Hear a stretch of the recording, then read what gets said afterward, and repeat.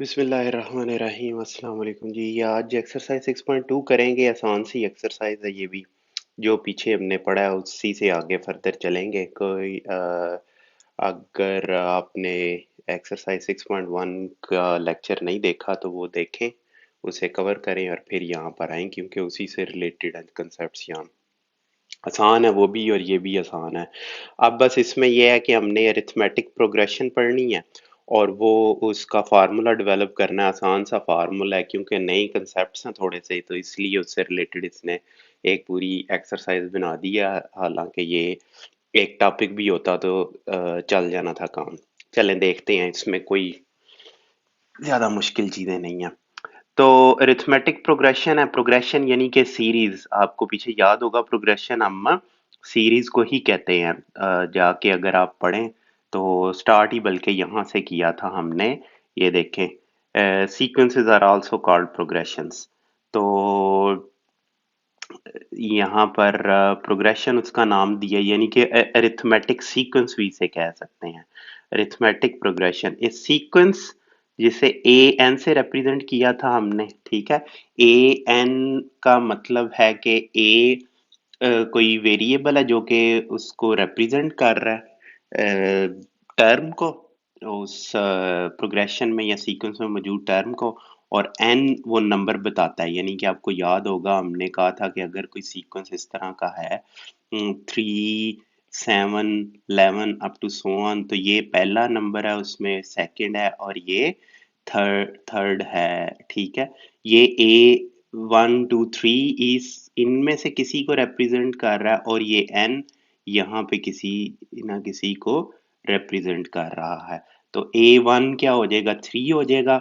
A2 क्या हो जाएगा, 7 हो जाएगा इस केस में। और A3 11 हो जाएगा इस केस में, ठीक है जी। तो और आप इस तरह भी लिख सकते हैं an-1। n अगर आप 2 पुट करें तो इट मीन्स के an-1 a1 को रिप्रेजेंट कर रहा है, तो वो 3 के इक्वल हो जाएगा। Sequence or arithmetic progression. A sequence an is an arithmetic sequence or arithmetic progression if an minus 1 is the same number for all n belongs to n and n is greater than 1. The difference an minus greater than 1, the difference of the two consecutive terms of an AP is called common difference and it's usually denoted by D. आसान सी चीज है। अब वो आप पढ़ें इसको, इस पूरी स्टेटमेंट को और समझने की कोशिश करें। मैं आपको समझा देता हूँ कि ये कह क्या रहा है। इधर ये कह रहा है कि ये जो डिफरेंस है an-1, तो इसका मतलब है कि ये डिफरेंस जो है दो कंसेक्यूटिव टर्म्स का डिफरेंस है, an-1, और इसमें वो कह रहा है कि n is greater than 1। Of course n is greater than 1, क्योंकि n अगर 1 पुट कर देंगे तो a0 आ जाएगा, जबकि ये सीक्वेंस 1 से स्टार्ट हो रहा है। a0 इज नथिंग हियर, तो n should be greater than 1। तो ये जो इसे इसे वो d के इक्वल कह रहा है, इसे d कह लें जी, d फॉर डिफरेंस। तो ये जो डिफरेंस है वो अगर कांस्टेंट हो तो वो अरिथमेटिक प्रोग्रेशन होगी, यानी कि 1, 3, 5, 7 अप टू सो ऑन, ये अरिथमेटिक प्रोग्रेशन है क्योंकि इन इन टर्म्स का आपस में डिफरेंस d2 है। अगर ये हो 1, 3, 6, 10, 15 अप टू सो ऑन, ये अरिथमेटिक प्रोग्रेशन नहीं होगी। क्यों? क्योंकि डिफरेंस सेम नहीं है इनका आपस में। एक ये इसमें 2 ऐड किया 3 आ गया, 3 ऐड किया 6, यानी कि जो डिफरेंस है वो एक के साथ बढ़ता जा रहा है। डिफरेंस खुद जो है वो 2 प्लस n करके कोई है डिफरेंस, ठीक है ना। n-1 करके ये डिफरेंस यहाँ बनता है, क्योंकि a वेरिएबल है, n जैसे जैसे ये बढ़ता जा रहा है डिफरेंस भी बढ़ता जा रहा है, ठीक है ना। तो इसलिए यहाँ ये n-2 है, इस तरह करके कोई ये है। हाँ जी, अगर 2 यहाँ पुट करें, हाँ जी ये n-2 है। 3 यहाँ पुट करें 3, हाँ जी ये फार्मूला, यानी कि डिफरेंस n के इक्वल है, ऐसे कर लें। n-2 डिफरेंस n के इक्वल है।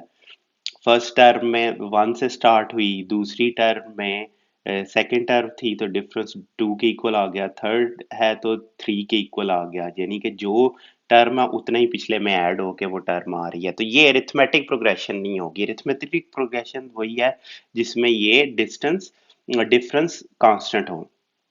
तो डिफरेंस वो कह रहा है A N minus A N -1 for n greater than 1, the difference of two consecutive terms of AP is called the common difference and is usually denoted by D. ठीक है, the rule for the nth term of AP we know. अच्छा, अब वो formula drive करने लगा nth term के लिए। We know that A N minus one ये D के इक्वल है, तो which implies that A N is equal to A N -1 plus equal to D। ठीक है, putting N equal to 2 3 4 we get, यहाँ इस इक्वेशन में आप 2 पुट कर दें। यहाँ मैं थोड़ा इसे बड़ा कर लूँ ताकि आपको क्लियरली नजर आए। हाँ जी, और थोड़ा बड़ा कर लेते हैं, चले। अच्छा, ये देखें, इसमें which implies A N is equal to A N -1 plus D. अब इसमें एन इक्वल टू 2 पुट करें, यहाँ पे तो ए टू आ जाएगा, एन ए वन आ जाएगा। ठीक है ना, 2 - 1 is 1, A one plus D. ये इसके इक्वल है, A three is A two plus D, A four is A three plus D. तो यहाँ से आप डिफरेंस ये देखें, एन -1 डी है, ए वन प्लस डी। ठीक है, दो दफा डिफरेंस ऐड करेंगे ए थ्री में, ए वन में दो दफा डिफरेंस ऐड कर देंगे तो वो ए थ्री के इक्वल होगा। ए टू में एक डिफरेंस ऐड करेंगे तो ए थ्री के इक्वल होगा। तो ये अगर आप देखें तो एक फार्मूला सा बनता जा रहा है। ये देखिए, ए फोर होता है तो ए वन प्लस थ्री डी, यहाँ फोर है तो यहाँ थ्री डी है और ए वन वही है। ए थ्री है तो ए वन प्लस टू डी है, ये थ्री है और यहाँ पर टू है। ठीक है, ये टू है तो यहाँ पर वन है। तो यहाँ से एक फार्मूला हमने कंक्लूड कर लिया, वो ये फार्मूला है कि ए एन है, ये इक्वल होगा A one plus N -1 into D. ठीक है जी, ये फार्मूला आपके पास आ गया, where A one is the first term of the sequence. ये सीक्वेंस की ए वन पहली टर्म है, इसीलिए वो एन इज ग्रेटर देन 1 की कंडीशन है, क्योंकि एन इक्वल टू 1 होगा। यहाँ इस इक्वेशन में तो ए जीरो आ जाएगा जो कि एग्जिस्ट ही नहीं करता। We have observe that A one is A one plus zero D. ठीक है, वो अब वही चीज अब दोबारा फिर वो बता रहा है कि ये हमने ऑब्जर्व किया है कि जो भी वो टर्म होती है उस ए वन में ऐड करें उस टर्म का less multiply one less than that term number multiplied by D and added into the first term, then we get that term. ठीक है, तो यानी कि ए, फर्ज करें आपने ए नाइन फाइंड आउट करना, तो ए नाइन कैसे आएगा? ए नाइन्थ टर्म है तो इससे एक कम करें डी, एट डी, और इसको फर्स्ट टर्म में ऐड कर दें तो ये आपको नाइन्थ टर्म मिल जाएगी। इसी तरह बाकी सारी आपको टर्म्स मिल जाएंगी। दस A one plus D, A one plus two D up to so on A one plus N minus D is a general arithmetic sequence with a1 D as the first term and common difference respectively. तो ये हमारे पास इसकी nth term आ जाएगी। ये एक formula, पूरी की पूरी एक्सरसाइज तकरीबन इसी पर बेस है।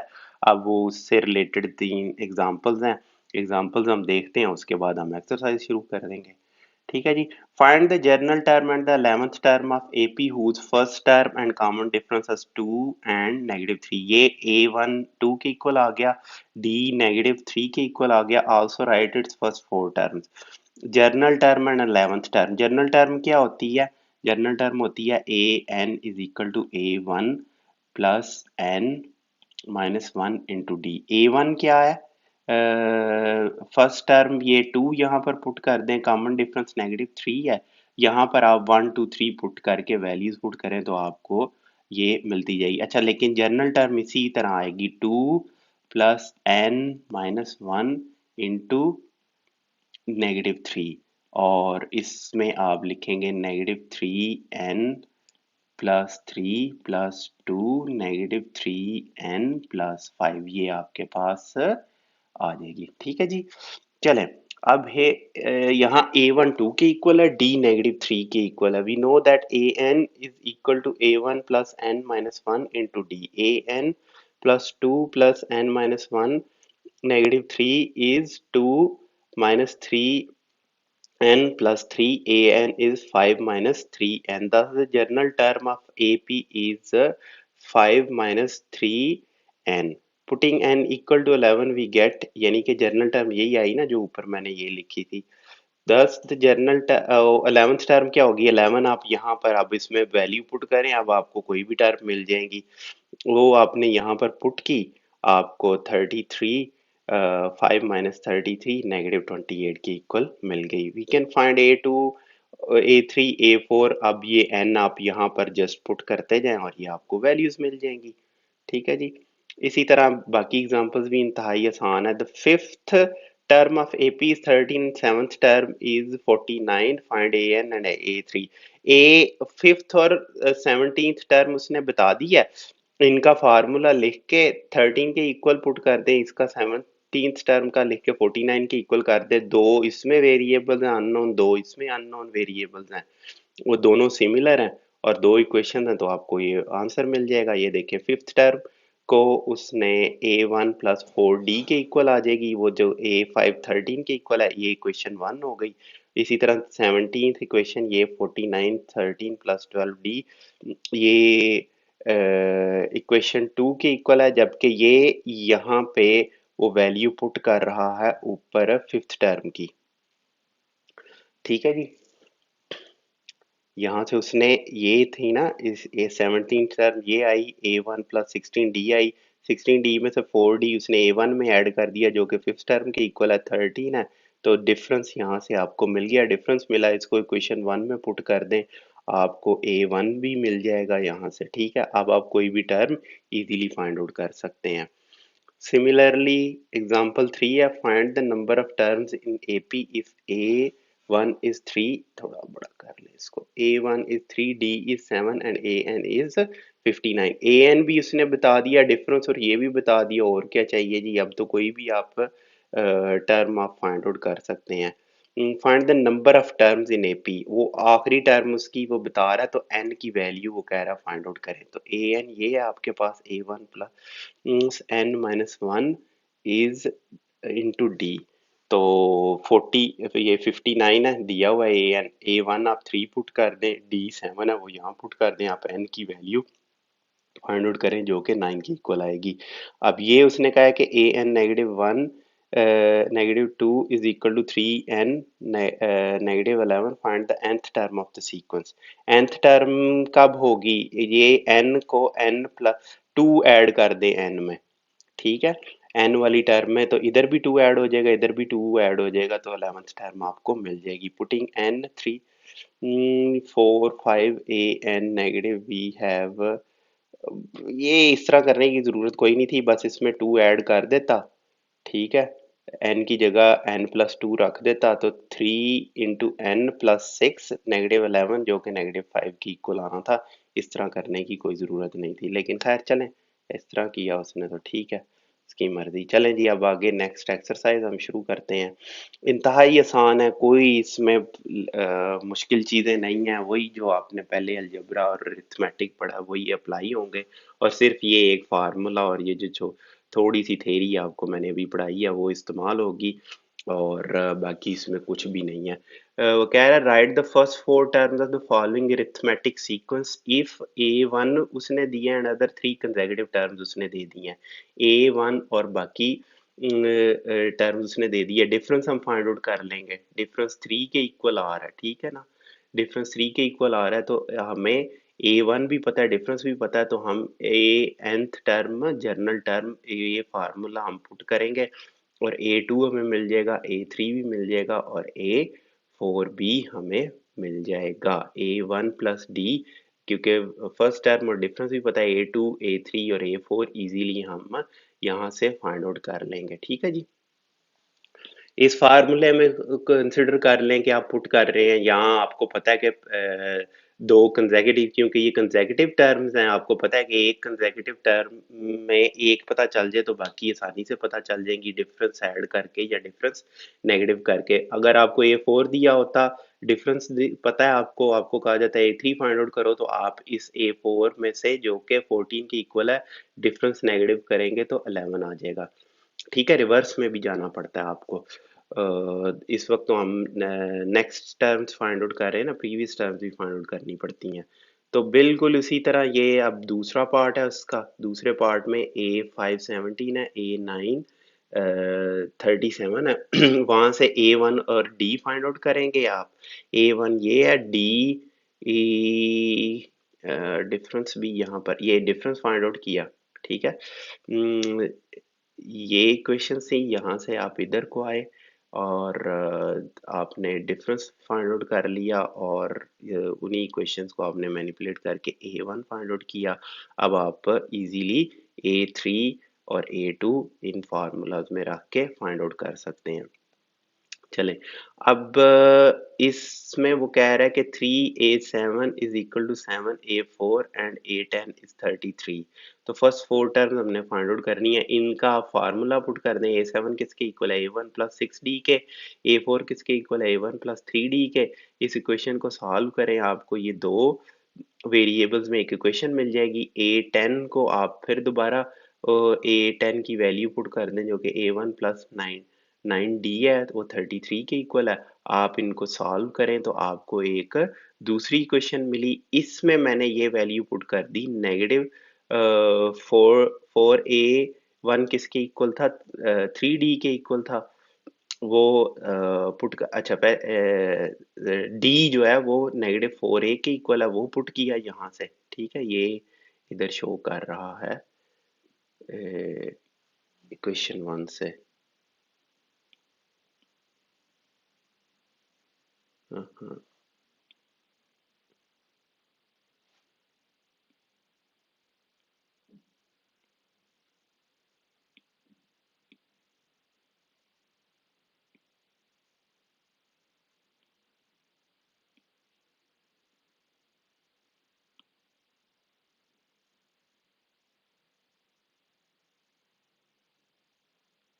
अभी वो नहीं, इसे ऐसे ही रहने दें फिर। अच्छा जी, ये यहाँ से वैल्यू इसकी पुट की, डी की वैल्यू 3D है ना, तो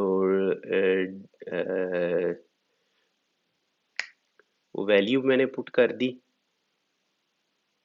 ये अच्छा, 3 नहीं इधर आना चाहिए क्योंकि 3D इज इक्वल टू -4 1।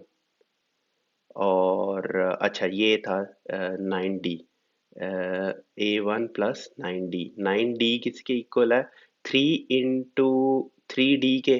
तो 3D की जगह ये ऊपर से वैल्यू पुट कर दी मैंने। तो यहाँ से आप A1 फाइंड आउट करेंगे। अब A1 को इक्वेशन 1 में पुट करेंगे, क्योंकि इक्वेशन 1 आपको पता है इसको इस तरह लिखा जा सकता है इक्वेशन 1 को। तो A1 की वैल्यू आप पुट करके D की आपके पास वैल्यू आ जाएगी। तो A1 की वैल्यू -3 के इक्वल यहाँ से हमने फाइंड आउट की। A2 किसके इक्वल है, A1 प्लस D। इसमें ये ऐड किया, 1 आ गया, 4 4 ऐड करते गए, तो ये हमारे पास A3 और A4 आ गया। नेक्स्ट क्वेश्चन 2 है। क्वेश्चन 2 में आप देखें कि वो कह रहा है कि an-3 is equal to 2n-5। Find the nth term of the sequence. अच्छा, अब इसमें सेकंड क्वेश्चन में आपने nth term of find the nth term of the sequence, वो n-3 दिया हुआ है। अब आपको पता है कि यहाँ हमने n करना है, तो n कैसे करेंगे, n -3 में 3 ऐड कर दें तो दोनों तरफ ऐड होगा। इधर जो n है उसमें भी 3 ऐड होगा और इधर जो n है उसमें भी होगा। इधर n में जब 3 ऐड करेंगे तो इस तरह होगा, 2 भी मल्टीप्लाई होगा पूरी के साथ, तो ये 6 आ जाएगा, तो 2n+1। और यहाँ पे जब आप n में 3 ऐड करेंगे तो n-3 में 3 ऐड करेंगे तो वो सिर्फ n रह जाएगा। तो an आपने ये ऐसे फाइंड आउट कर लिया, ठीक है जी। अब थर्ड क्वेश्चन है। थर्ड क्वेश्चन में कह रहा है कि if the fifth term if the fifth term of AP is 16 and 20th term is 46, what is the 12th term? तो 12th टर्म फाइंड आउट करनी है, जबकि फिफ्थ और 20th टर्म डी है। फिफ्थ टर्म किसके इक्वल है, A1 plus 4D के। 20th term है A1 प्लस 19D के, ये दो इक्वेशन है, दो वेरिएबल्स हैं, ये वैल्यूज पुट की, A1 और AD फाइंड आउट करना कोई आपके लिए मुश्किल नहीं है, ये सारा क्वेश्चन आपके सामने है, आप इसको देख लें। ठीक है जी। अब इस केस में वो कह रहा है कि क्वेश्चन 4 पढ़ते हैं। क्वेश्चन 4 क्या कह रहा है? Find the 13th term of the sequence. ओ सीक्वेंस की वो कह रहा है कि 13th टर्म मुझे बताओ। A1 आपको पता है, डिफरेंस आप यहाँ से फाइंड आउट कर लें।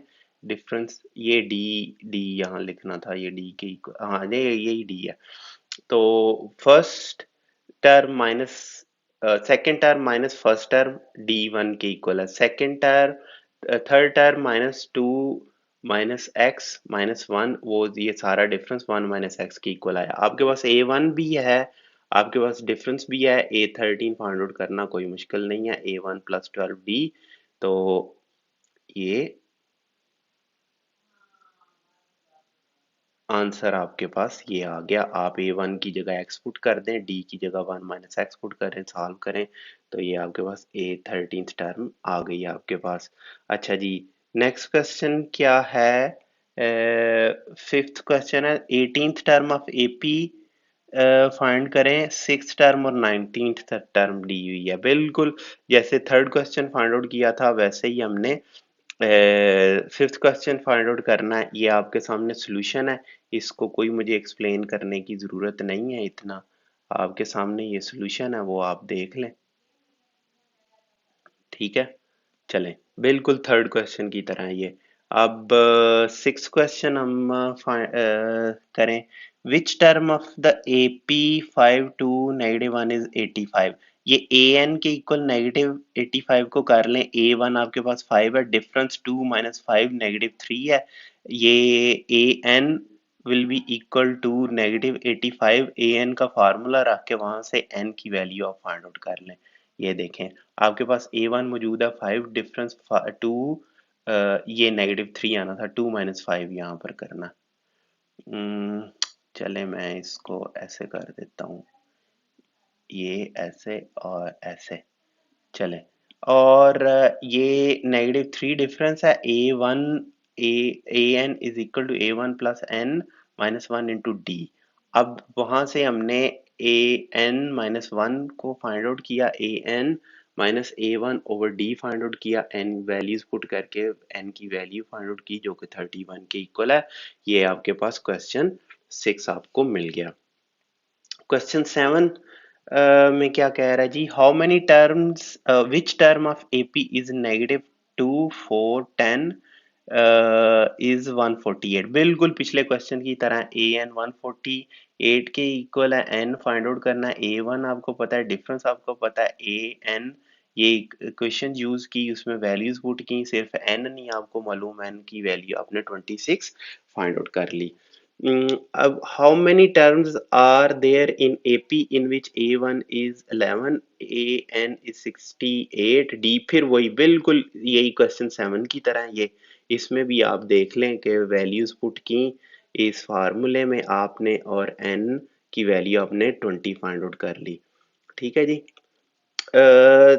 If the nth term of AP is A 3n-1, AN आपको पता है, आपने AP फाइंड आउट करनी है, N की वैल्यू आप पुट करते जाएं, आपको AP मिल जाएगी। AN इज 3n-1, आप AN1 पुट करें, आपको 2 मिल जाएगा, 2 यहाँ पर N 6 -1 5, 3 पुट करें 9 - 1 8, यहाँ पर आप 4 पुट करें 12 - 1 11 हो गया आपके पास। ठीक है जी, कोई मसला नहीं है इसमें। अच्छा जी, अब वो कह रहा है determine whether -19 two are the terms of AP और नॉट। अच्छा जी, इन ये कह रहा है कि -19 और 2 ये AP दी है, इसकी टर्म्स हैं कि नहीं है। वो टर्म हो किस किस केस में होगी? टर्म टर्म इस केस में होगी कि इसका आप ये AP का फर्स्ट इसकी टर्म A1 आप ले लें, ठीक है, और इसकी दूसरी टर्म आप डिफरेंस जो है वो -4 की इक्वल आ गया। अब अगर ये टर्म्स होंगी -19 और 2, तो इनका जो इंटीजर कोरिस्पॉन्डिंग ये जो nth टर्म है ना, ये nth और ये भी फर्ज कर लें nth टर्म है, तो इसका n फाइंड आउट हम करेंगे -19 से रिलेटेड n, तो वो भी पॉजिटिव इंटीजर आना चाहिए और ये भी पॉजिटिव इंटीजर आना चाहिए। समझ लगी? नहीं, मैं जरा बताता हूँ। ये देखें ना, आपके पास एक सीक्वेंस है, फर्ज करें जी 1 5 9 13, ठीक है। मैं कहूँ जी बताएं जी 99 इस सीक्वेंस में आएगा कि नहीं आएगा।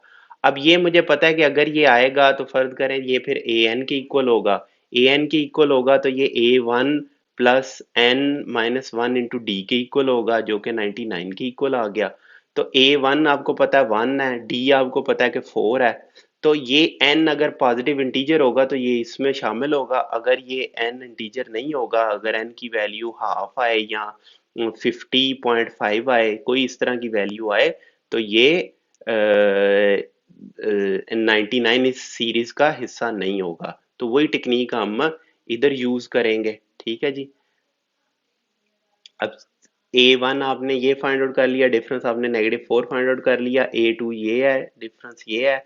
If -19 is AP term then -19 is equal to A1 plus n-1, और n की वैल्यू आपने फाइंड आउट की तो n 10 के इक्वल आ गया, तो इसका मतलब है yes -19 is term in AP, in this AP, in given AP या टर्म इन AP, ऐसे आप लिख लें। जबकि ये आप फाइंड आउट करेंगे, एन आप यहाँ से फाइंड आउट करें तो इंटीजर के इक्वल नहीं आता, तो ये 2 जो है वो एपी की टर्म नहीं है, यहाँ पे 2 नहीं है, -19 है, ठीक है जी। अब नेक्स्ट क्वेश्चन 11th क्वेश्चन है। 11th क्वेश्चन में कह रहा है if l m n are the pth qth and rth term of an AP show that, ये और ये फाइंड आउट करें। इसमें कोई मसला नहीं है, सिर्फ और सिर्फ जो भी इसने इंफॉर्मेशन आपको दी है वो आप पुट करें और उससे कोरिस्पॉन्डिंग आप आगे चलें। एल जो है वो किसके, ए पी के इक्वल है, तो ए पी एल के इक्वल आ जाएगा, ए क्यू एम के इक्वल आ जाएगा, ए आर जो था वो एन के इक्वल आना था, इधर एन लिख देते हैं इसको, चले। ए आर जो है वो एन के इक्वल है, तो इसमें एल किसके इक्वल है, ए पी के इक्वल है। ए पी किसके इक्वल आएगा, a one plus p minus one into d, तो ये तीन इक्वेशंस आपको मिल जाएंगी।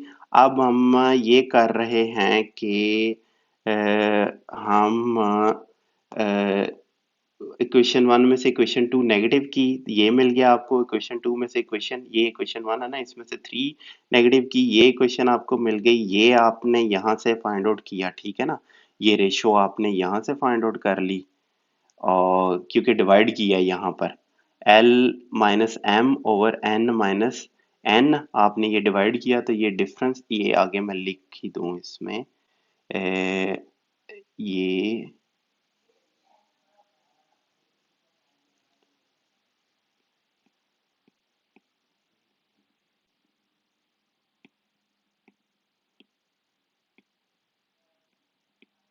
डिवाइडिंग previous two equations, ठीक है जी। उससे अब आप ये मल्टीप्लाई करें, अब आपने मल्टीप्लाई किया और इनको सिंप्लीफाई करें, ठीक है। इसी इक्वेशन को आप सिंप्लीफाई करके ये इक्वेशन आपको मिलेगी।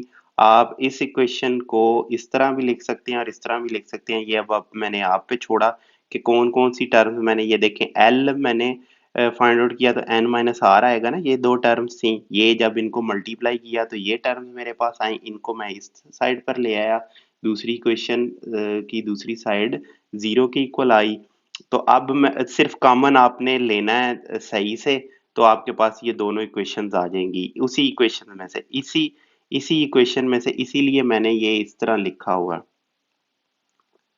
ठीक है, कि ये इसी इक्वेशन में से ये दोनों इक्वेशंस आपको मिल जाएंगी। ये देखें यहाँ पर L कॉमन लेंगे तो n minus R, m common लेंगे तो r minus P, n common लेंगे तो p माइनस वी आ जाएगा।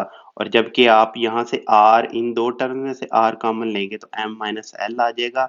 n कॉमन लेंगे, ये इस टर्म में n है और दूसरा n इस टर्म में मौजूद है, तो एल नहीं, वो तो कट जाएगा ना किसी के साथ। तो इसी तरह एन आप जब कॉमन लेंगे तो एल माइनस एन आएगा, पी कॉमन लेंगे तो एन माइनस एम आ जाएगा इसी इक्वेशन में से, और ये दोनों इक्वेशन आपको मिल जाएंगी।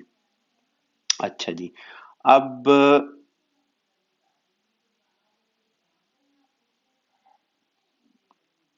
जी ये है find the nth term of the sequence. ये क्वेश्चन, अच्छा ये थोड़ा सा अजीब सा सीक्वेंस है। इसमें देखें कि नीचे डिनोमिनेटर सेम रह रहा है, न्यूमरेटर ही बढ़ता जा रहा है। न्यूमरेटर सिर्फ एपी में है, डिनोमिनेटर वो कांस्टेंट ही है। तो सिर्फ न्यूमरेटर को हम देखेंगे, ए न्यूमरेटर्स क्या है हमारे पास, 4 7 10 है। ए वन किसके इक्वल है, 4 के इक्वल है। डी किसके इक्वल है, 7 माइनस 4, ठीक है। 7 माइनस 4 या 10 माइनस 7 वो 3 के इक्वल है। तो अब ये हमारे पास ए एन ये टर्म आई,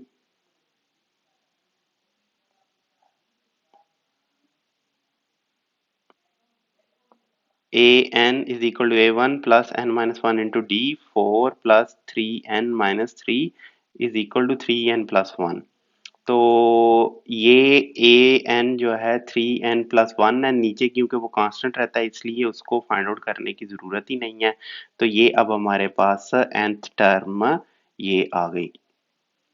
इसको ए एन आप ऐसे लिख लें। चलें जी, अब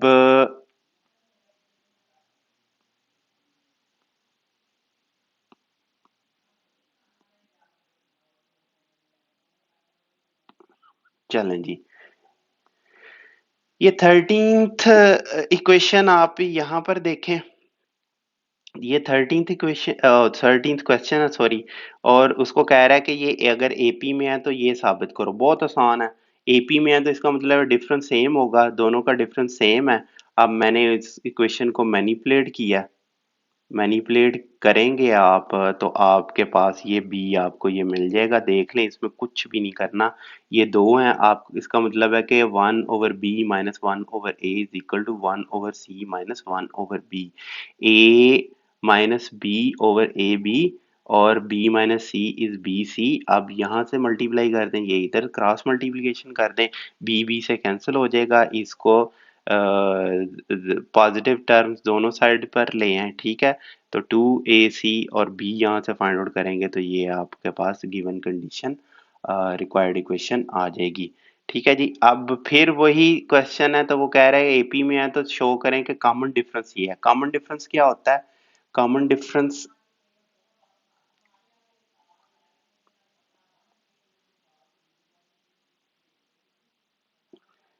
वही डिफरेंस है जो एपी का डिफरेंस होता है, लेकिन उसको वो कह रहा है कि इसके इक्वल शो करना है। तो वो इसके इक्वल शो करने की टेक्निक मैं आपको बता देता हूँ।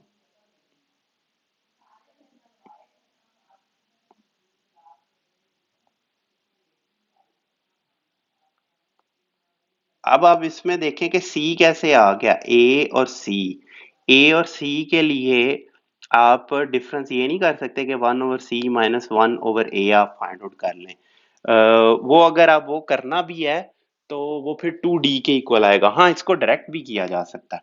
ये देखें मैंने कैसे किया था कि ये डिफरेंस जो है 1/b माइनस 1/a इसके इक्वल है ना। डिफरेंस जो है वो दोनों किसी भी दो कंसेक्यूटिव टर्म्स का आप डिफरेंस फाइंड आउट करें वो डी के इक्वल होगा, ठीक है। 1/b माइनस 1/a इसके इक्वल है। फिर ये ही डिफरेंस जो है 1/c ओवर 1/b के भी इक्वल है ना। तो इन दोनों को मैंने ऐड कर दिया, ऐड करके वहां से मैंने डी की वैल्यू फाइंड आउट की तो ये मुझे मिल गया। इसको डायरेक्ट भी किया जा सकता है। डायरेक्ट कैसे किया जा सकता है, आपको पता है कि ये टर्म क्या है, ए वन है, ये टर्म क्या है, ए थ्री है। तो ए थ्री किसके इक्वल होती है, ए वन प्लस टू डी के। तो टू डी किसके इक्वल आया, 3a1, ये 1/c माइनस 1/a, ठीक है जी। और ये किसके इक्वल आएगा, ये ए सी के इक्वल आएगा। तो ये a माइनस सी के इक्वल आ जाएगा या c माइनस a के इक्वल आएगा, a माइनस सी के इक्वल आएगा। हाँ जी, a माइनस सी के इक्वल आएगा जो कि 2d के इक्वल है। तो इसका मतलब है d is a minus C over 2ac। चलें, ये डायरेक्टली भी यहाँ से ये वैल्यू आ गई आपके पास। आपको ये थोड़ा सा लंबा प्रोसीजर नहीं करना पड़ेगा। ये अगर मैं इसको थोड़ा सा नीचे लिखूं तो इसका अल्टरनेटिव मेथड ये बन गया है। इसको मैं ज़रा नीचे ले जाऊं।